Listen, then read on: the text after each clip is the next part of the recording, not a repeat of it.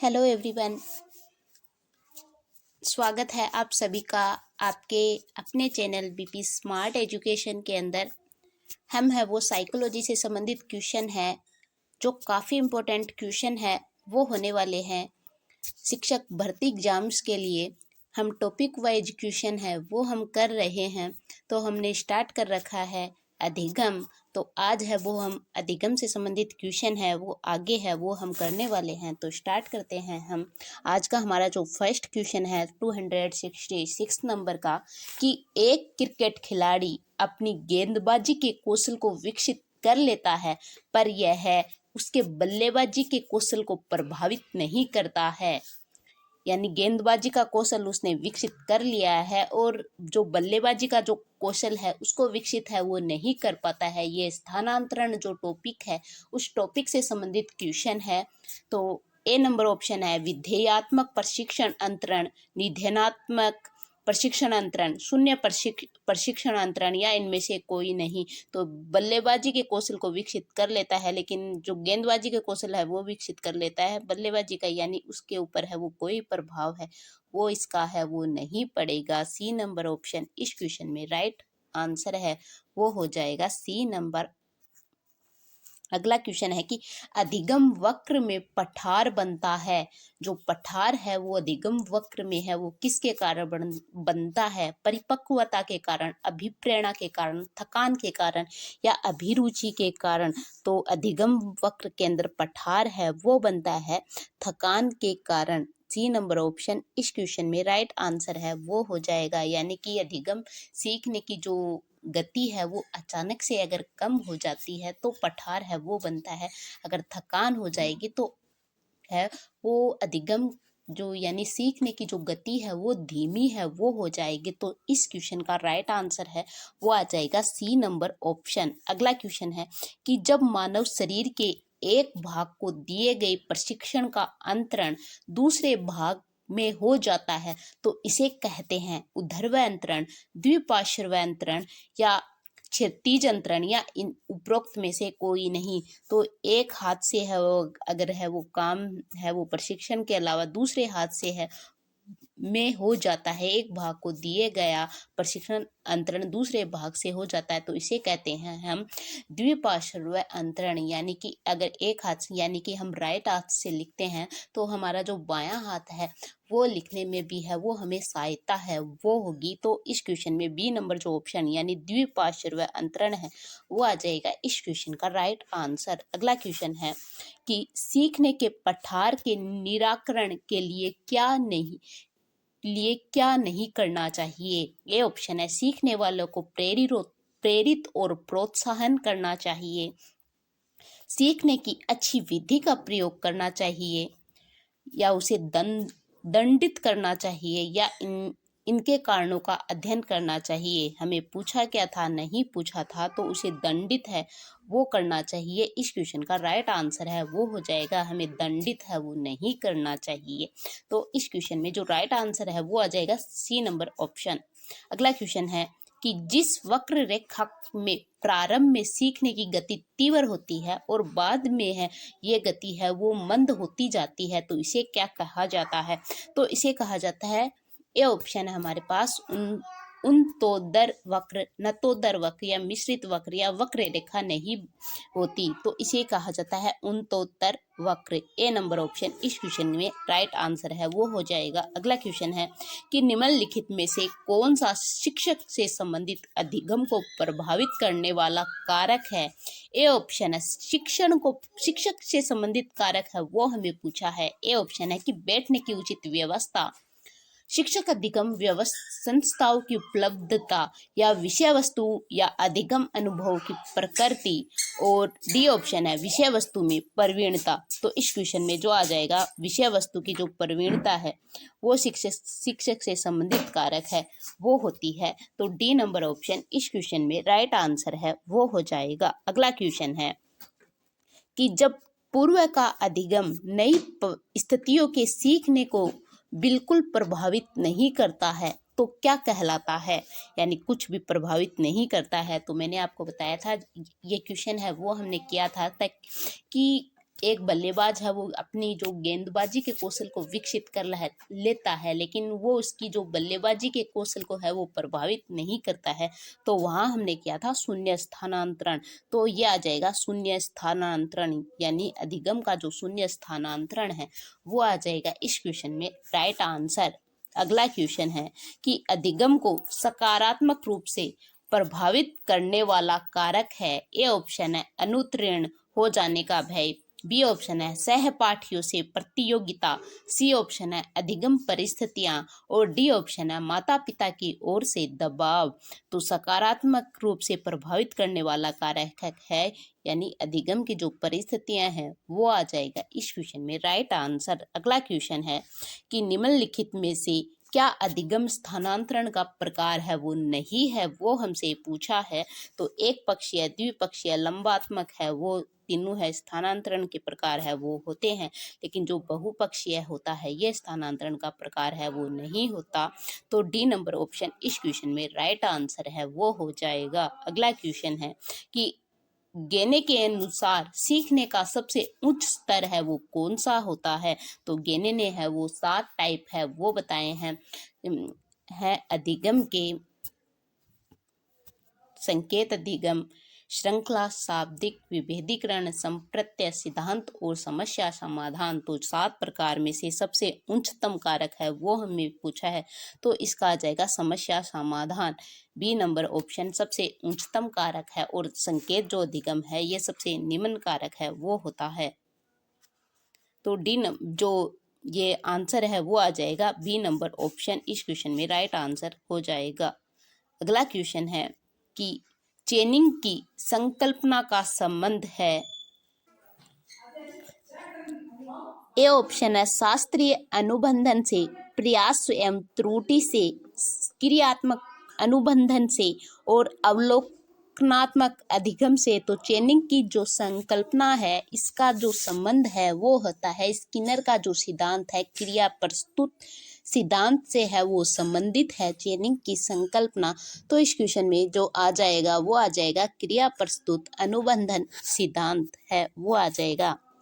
अगला क्वेश्चन है कि विगत अधिगम द्वारा वर्तमान अधिगम का धनात्मक सरलीकरण या सुसाध्य उदाहरण के तौर पर योग द्वारा गुणा में सहायता करना इस प्रकार का अधिगम स्थानांतरण कहलाता है।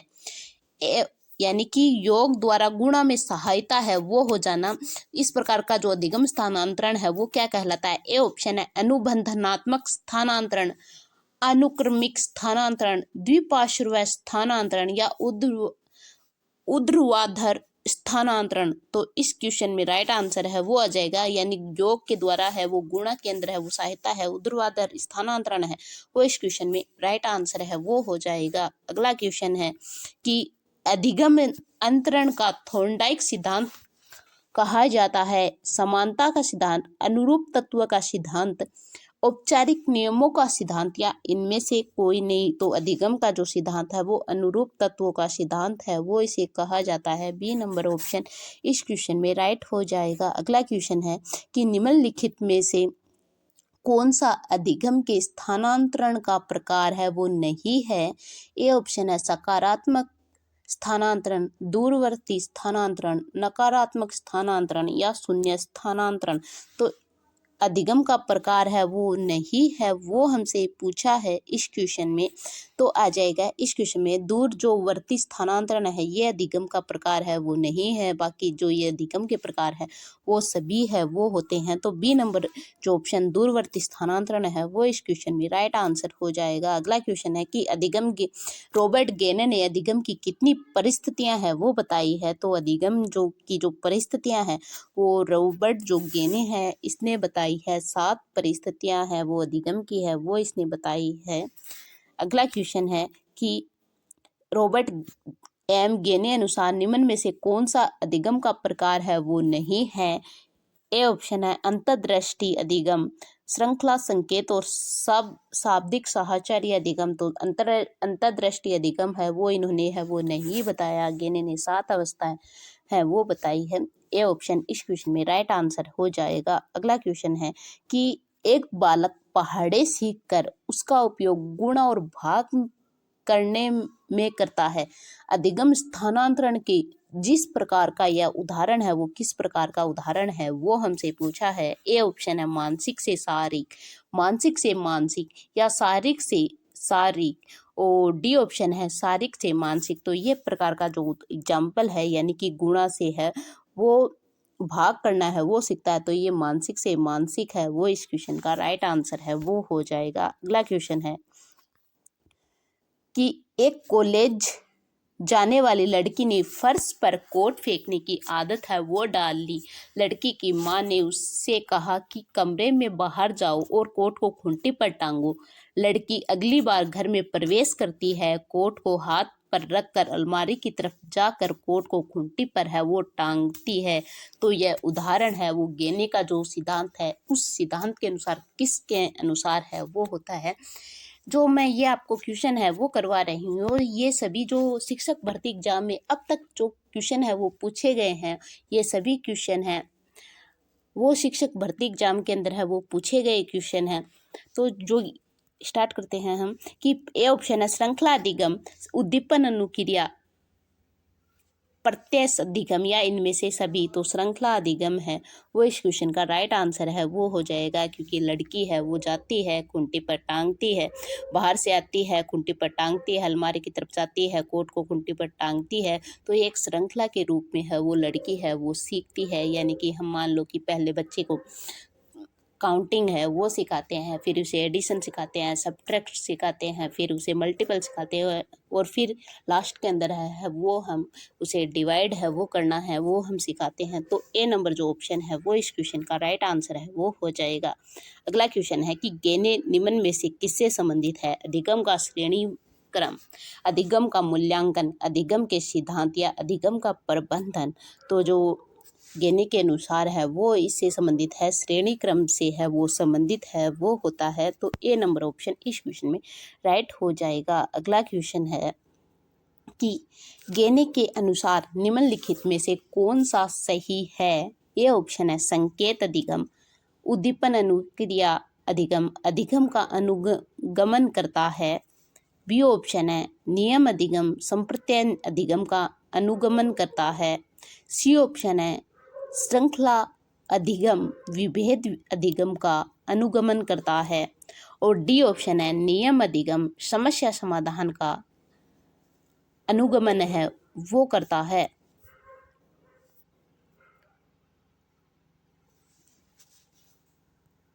सिद्धांत और समस्या समाधान है वो इसके अंदर है वो आता है। तो बी नंबर जो ऑप्शन है वो इस क्वेश्चन का राइट आंसर है वो हो जाएगा, क्योंकि सबसे पहले संकेत अधिगम, फिर श्रृंखला, शाब्दिक, संप्रत्यय, सिद्धांत और समस्या समाधान है वो आते हैं। तो बी नंबर एक क्रम के अनुसार है वो हो जाएगा। बी नंबर ऑप्शन इस क्वेश्चन का राइट आंसर है वो हो जाएगा। ये थे अधिगम से संबंधित कुछ महत्वपूर्ण क्वेश्चन जो अब तक की जो एग्जाम है शिक्षक भर्ती उन सभी के अंदर है वो पूछे गए क्वेश्चन थे। अब है वो हम चिंतन से संबंधित क्वेश्चन है वो हम करने वाले हैं। तो स्टार्ट करते हैं हम कि चिंतन का जो हमारा आज का फर्स्ट क्वेश्चन है कि चिंतन अनिवार्य रूप से है एक संज्ञानात्मक गतिविधि, मनोवैज्ञानिक परिघटना, मनोगतिक प्रक्रिया या भावात्मक व्यवहार। तो चिंतन है वो एक संज्ञानात्मक गतिविधि है वो होती है। ए नंबर ऑप्शन इस क्वेश्चन में राइट आंसर है वो हो जाएगा। अगला क्वेश्चन है कि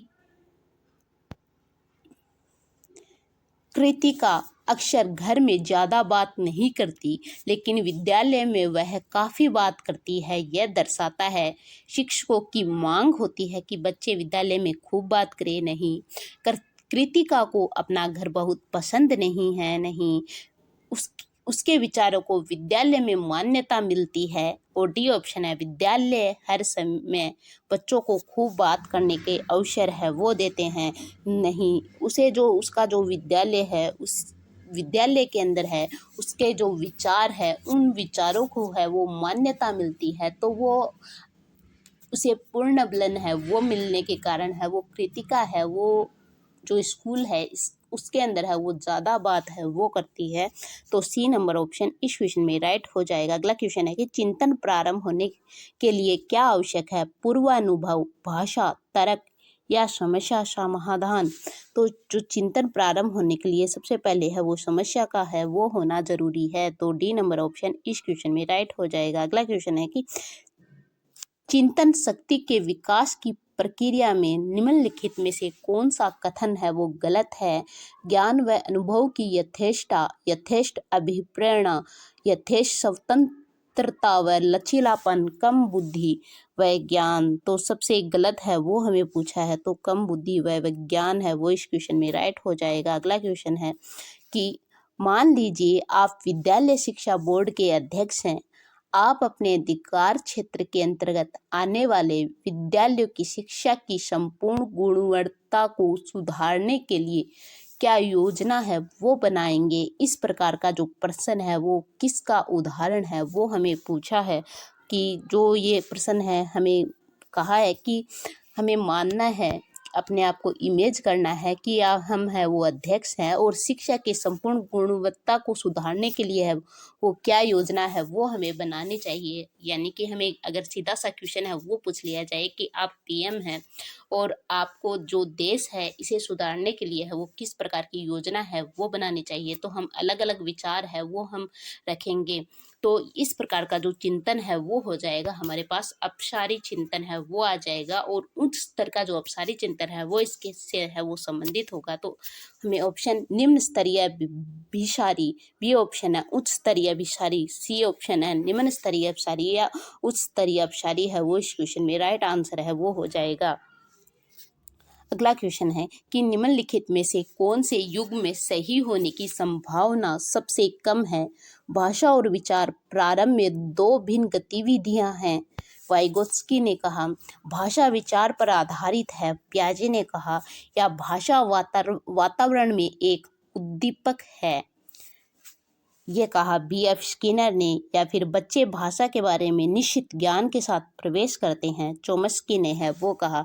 तो जो सबसे कम प्रभावी है वो हमसे पूछा है, तो भाषा वातावरण में एक उद्दीपक है और ये कहा था स्किनर ने। तो ये सबसे कम है वो प्रभावी है वो होता है। तो सी नंबर ऑप्शन इस क्वेश्चन में राइट हो जाएगा। अगला क्वेश्चन है कि निम्नात्मक तर्कणा में शामिल है, ये ऑप्शन है विशिष्टता से सामान्य की ओर तर्कणा, ज्ञान का सक्रिय निर्माण और पूर्ण निर्माण, अन्वेषण परक सीखना और स्वतः खोज परक संबंधी पद्धतियां, या सामान्य से विशिष्ट की ओर तर्कना है वो आता है। निगमनात्मक है वो हमें पूछा है, तो यानी कि हमें नियम यानी सामान्य से विशिष्ट की ओर तर्कना है वो इस क्वेश्चन में राइट आंसर है वो हो जाएगा। अगला क्वेश्चन है कि एक अध्यापक कक्षा में कुछ गतिविधि कर रहा है, जैसे न केवल यह प्रश्न पूछ कर कि कैसे और क्यों, वह है उन्हें एक प्रश्न के विभिन्न उत्तरों तथा प्रश्न की तुलना करने में मदद करता जो वास्तव में सबसे अच्छा है। इन गतिविधियों से वह बढ़ावा देने की कोशिश कर रहा है। यानी अध्यापक है वो कक्षा में कुछ गतिविधियां कर रहा है कि यह प्रश्न है वो क्यों और कैसे होता है और किस टाइप से परख की तुलना में मदद करता है कि वास्तव में सबसे अच्छा है वो कौन सी गतिविधियां है वो होती है। तो ये ऑप्शन है समानता, एकीकृत सोच, आलोचनात्मक सोच या अवधारणा मानचित्र। तो अध्यापक है वो आलोचनात्मक सोच के बारे में है वो बात है वो कर रहा है। तो बी जो सी नंबर ऑप्शन इस क्वेश्चन में राइट हो जाएगा। अगला क्वेश्चन है कि चिंतन मानसिक क्रिया का पहलू है, ज्ञानात्मक, भावात्मक, क्रियात्मक या इनमें से कोई नहीं। तो भावात्मक जो चिंतन है वो हो जाएगा, ज्ञानात्मक जो पहलू है इसका संबंध है वो चिंतन से है वो होता है। तो ए नंबर ऑप्शन इस क्वेश्चन का राइट आंसर हो जाएगा। अगला क्वेश्चन है कि निम्नलिखित में से कौन सा चिंतन की प्रक्रिया में सबसे कम महत्वपूर्ण है? ए ऑप्शन है चित्र, बी ऑप्शन है प्रतीक एवं चिन्ह, सी ऑप्शन है मांसपेशियां क्रियाएं और डी ऑप्शन है भाषा तो चिंतन की प्रक्रिया में सबसे कम महत्वपूर्ण है, वो हमसे पूछा है। तो मांसपेशीय जो क्रियाएं हैं ये सबसे कम महत्वपूर्ण है, वो होती है। बाकी चित्र, चिंतन, चिंतन एवं चिन्ह और भाषा है, प्रतीक एवं चिन्ह और भाषा है, ये सबसे महत्वपूर्ण है, वो होती है। लेकिन जो मानसिक क्रिया है ये सबसे कम महत्वपूर्ण होती है। तो सी नंबर ऑप्शन इस क्वेश्चन में राइट हो जाएगा। अगला क्वेश्चन है कि आउट ऑफ द बॉक्स चिंतन किससे संबंधित है? अनुकूल चिंतन, अपसारी चिंतन, स्मृति आधारित चिंतन या अभिसारी चिंतन। तो आउट ऑफ द बॉक्स है वो संबंधित है अपसारी चिंतन से, बी नंबर ऑप्शन राइट हो जाएगा। अगला क्वेश्चन है कि निम्नलिखित में से कौन सा सृजनात्मक से संबंधित है? अपसारी चिंतन, स्वावेगिक चिंतन, अभिसारी चिंतन या अहमवादी। तो अपसारी चिंतन से है ये संबंधित है, वो होता है सृजनात्मकता है वो अपसारी चिंतन से संबंधित है। और जो बुद्धि है वो होती है अभिसारी चिंतन से संबंधित। तो ए नंबर ऑप्शन इस क्वेश्चन का राइट हो जाएगा। अगला क्वेश्चन है कि एक भाषा शिक्षक कक्षा में कविता का वितरण समझाकर कक्षा में कविता पाठ कर रहा है और छात्रों को स्पष्टीकरण से निष्कर्ष निकालने या व्यापक विचार करने के लिए कह रहा है।